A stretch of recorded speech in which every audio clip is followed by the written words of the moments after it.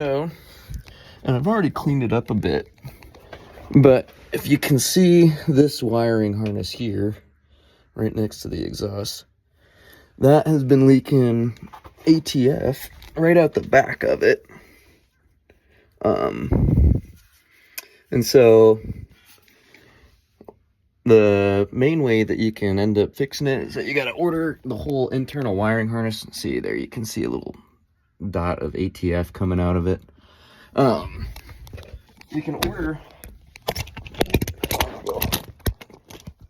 you can end up replacing the whole wiring harness on the inside of the transmission, because that's where the seal is at. So that's what I'm gonna do, and I'm gonna take my time with it and record it, because I didn't find any videos on YouTube showing how to do it, and I think that it'll probably save someone a little bit of effort when they end up going through and having to do a similar job. So one thing I forgot to mention is that with the way that they have this heat shield here, which, you know, with the way that the wire's coiled over it right now, probably isn't protecting a whole lot, but it's really difficult to get a hand in there. I'm not a very big guy, but that's pretty difficult to get in there. Let's see if I can come in from the top.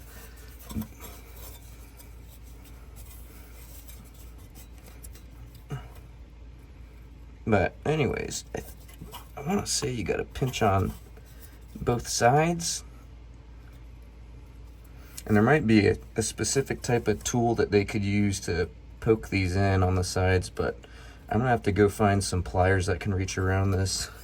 That way I can get in there. Okay, I'm gonna try to do this without breaking anything or blocking the phone too much, but I got these needle nose pliers that are pretty long, and I think might be able to reach around to the sides of it without breaking it.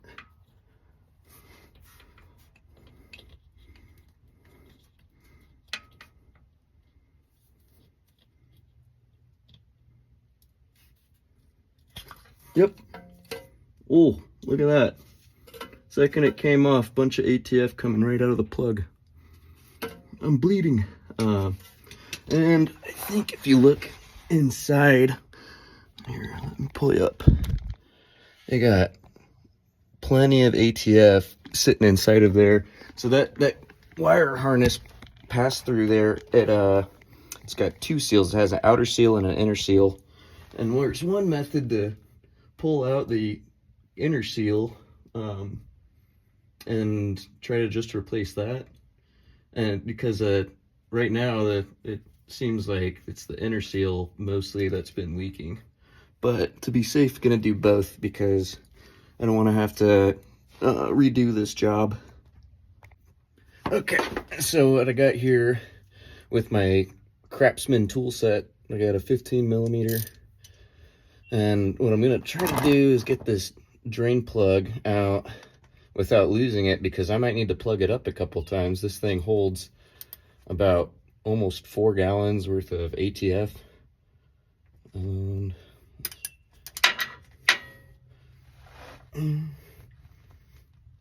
ooh, there we go. That was a little tighter than I thought it would be. All right, let's see how messy we can get with this. I'll try to hold the paint up a little bit so that the initial splash doesn't get all over my driveway.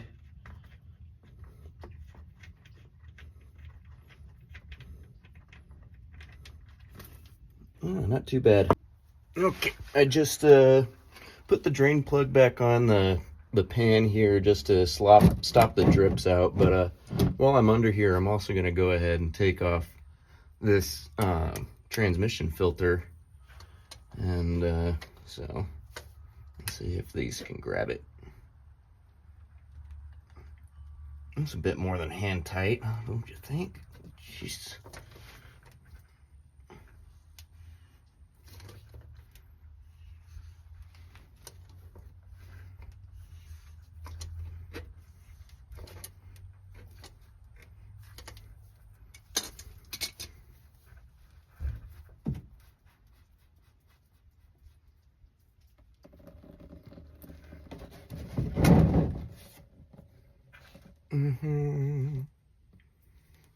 So this should be super full of fluids.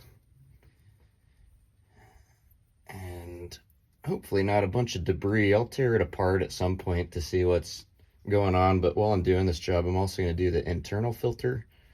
And on that sump is usually where you can find a lot of different flake if your transmission's been shifting too hard or anything else.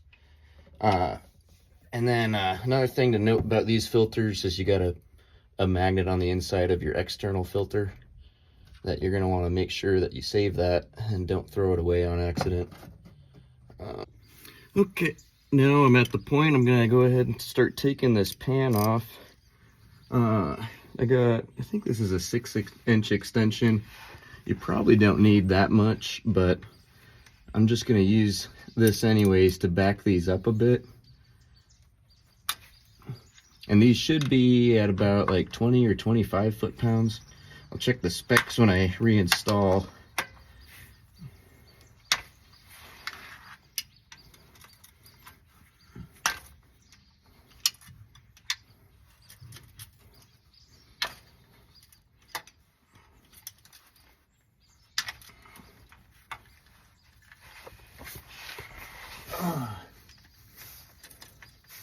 Also, I've ended up putting down a mat. Anyone, feel free to make fun of me for not doing that before I drained all the fluid out and still ended up with spots on my driveway. Okay.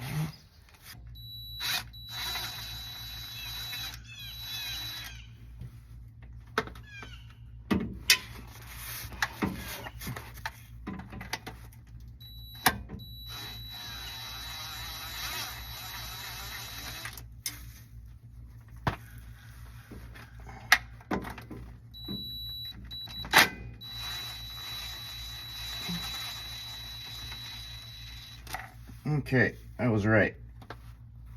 It's gonna pop right off. Let's see what we got. Alright.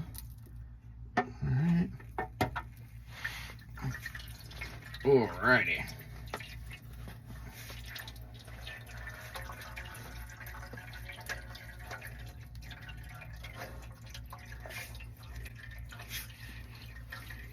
I'm gonna let that dry off just a little bit. Hopefully I ordered the right fucking parts, because this does look a little bit different already. But here we got internal filter. I want to say that just pulls straight down. Yeah. Ooh.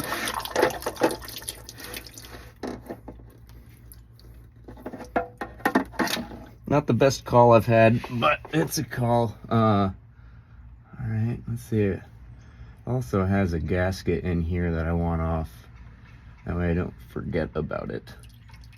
So I guess while it's still dripping a bit, before I start hitting it with some paper towels, you can look at what the underside of this transmission is. You got like all your stacks and stuff. So this piece is the internal wiring harness. I'm gonna try to get this in here. So down in there is actually where those seals are at. And that's what has been leaking on this guy. It looks for the most part like I got the right part for this thing. I don't think it came with this black piece. So hopefully that's not gonna be something that I have to take apart, put on the new one, but well, you never really know. And there's your dipstick. You can see how deep it goes in. But yeah, I mean, it's got this thing for the most part torn down. Just got to get it dry enough that I'm comfortable getting underneath it, and then I can start popping this thing apart and trying to get the new one on. One thing I almost forgot, but I'm gonna do it right now.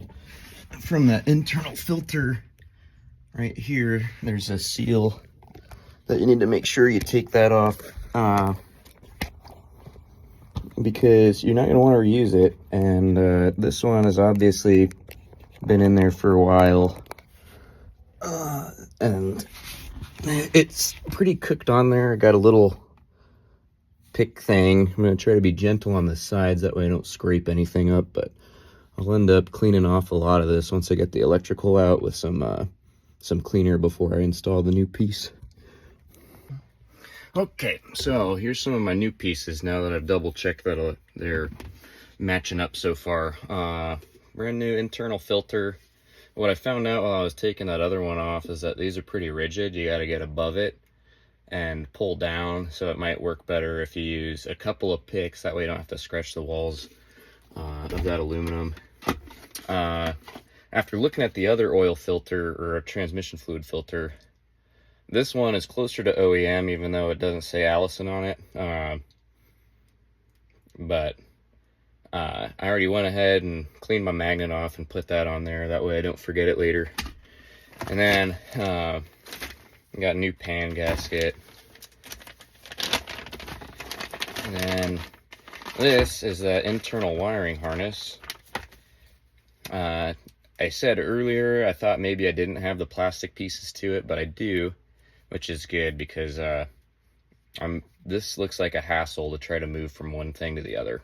So plenty of snap fitting pieces, but not something I feel like messing with. And this in here is the part that leaks. When I pull the old one off, I can point out how easy it is to take out the inside. I know there's another YouTube video on someone working on an Allison 1000 that he shows you more of the parts of it. But the main thing that I learned from that guy is that, and maybe this is too small, I better go find a different piece of PVC.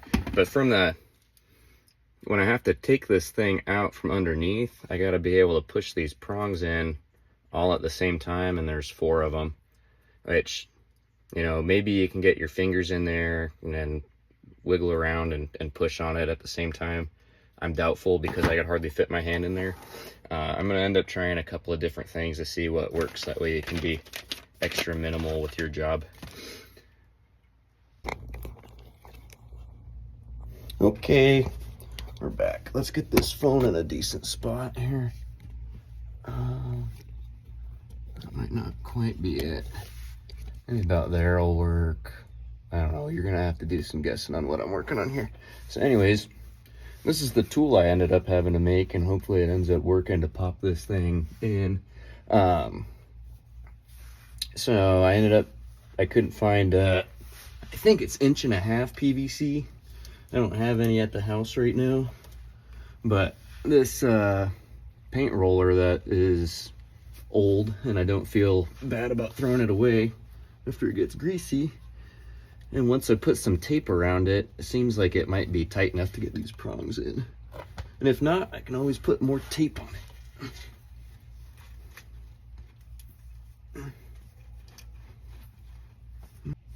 All right, now let's try it with just a bit more tape on there. Did electrical this time. Got a little bit more on the inside there. Maybe it made it small enough that this is gonna work.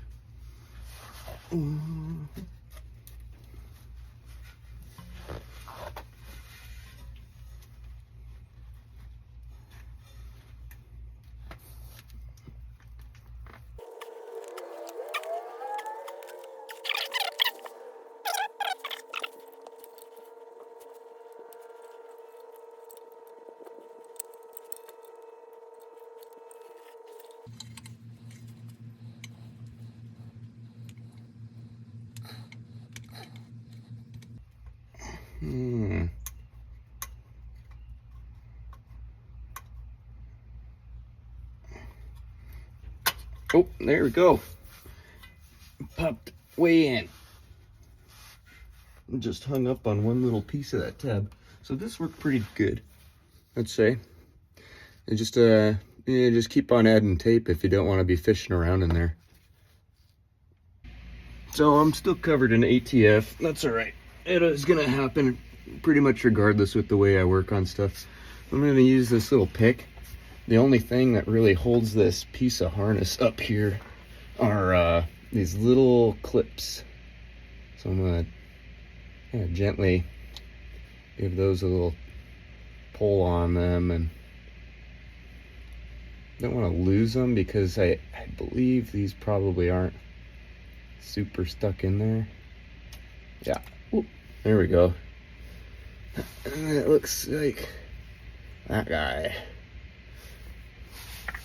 Now, and then there's one other one. There we go. All right. I'm just gonna pull you all the way out too. Fuck. Oh, there we go. All right, I got them both in a safe spot. So now I'm gonna come along here and undo all these different ways that this is plugged in here. Rinse my fingers off with some ATF just to try to keep a little bit less dirt inside of this. But I think this one should just back up, like a little lift up there. Yeah, come on. Might need a little.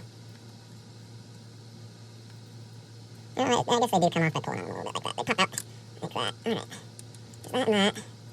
This one has an interesting looking brick piece to it. So I might need to go look at the new part to double check the way that one's supposed to go on. This guy. Might need 2 hands on you. There we go. There's that one and that one. Okay, it's loosening up some here. Can take you off. And it might start to drop off a bit more. Oh, I'm a thingy. Okay, and then the picky part. How do you two come off? I'm gonna go look at my other part and see how these 2 connectors come off. And then I'll be able to loosen it out, get one of the top solid ones off, and then we'll be good to go. Okay, so I already did one. You got to take a pick in on these fatter ones, and you push the tab inwards a little bit, and then they pop right out like that. Oh.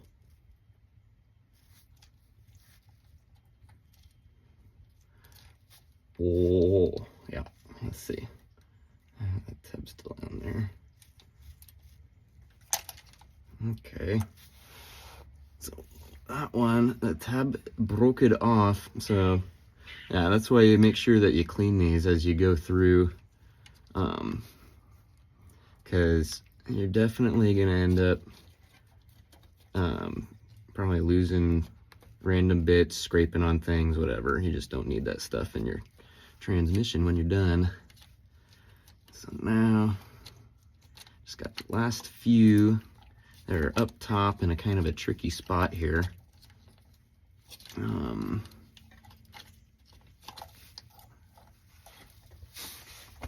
So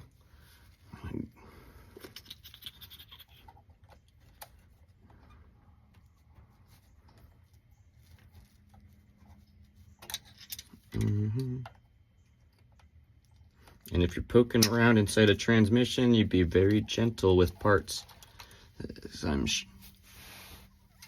I know that it could probably get frustrating at times. You just gotta slow down and try not to mess anything else up.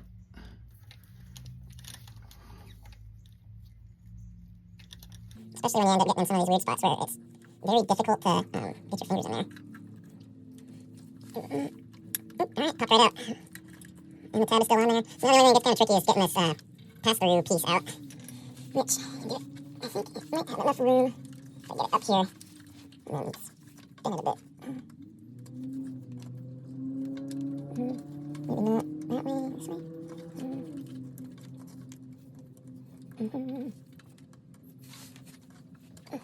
I'll tell you what, these little things, how do you get them tight in here? Alright, let me get to spin it. Spin them for me. Up and away.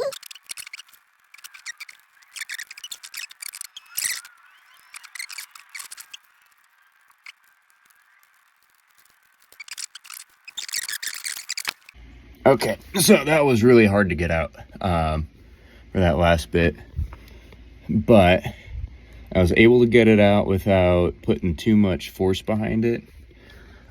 You do end up butting up next to a bunch of different other plastic connectors, and so you really don't want to risk breaking anything on these. I did end up on that piece of harness. After you take apart bits of the upper end on the plastic. And then, you know, while I was trying to take it apart, I was able to, I was trying to get it to where I could take the whole thing apart, but then I was like, no, I want to be able to try to put it back in and then be able to put this all back together, and not have to lay underneath the car too long. So I ended up finding a way to take just the top off.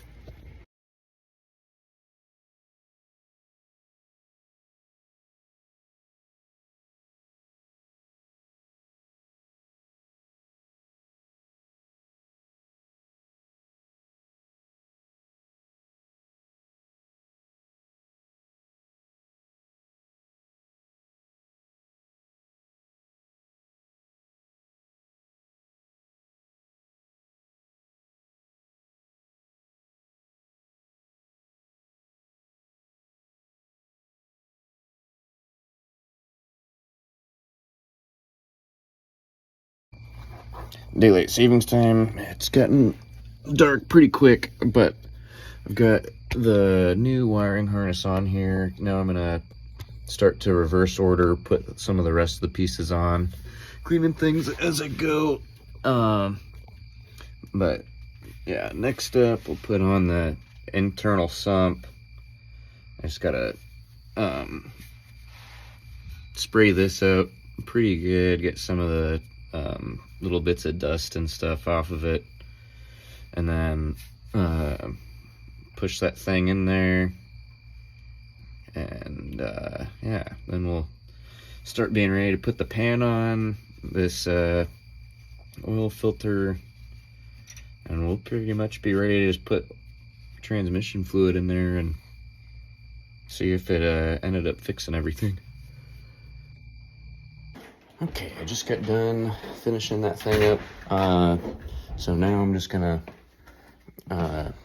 tell you about kind of the finishing up process that I did. So bolted it back up, and put on the put all the fluids in there. I ended up buying this Transin, let's see, this stuff,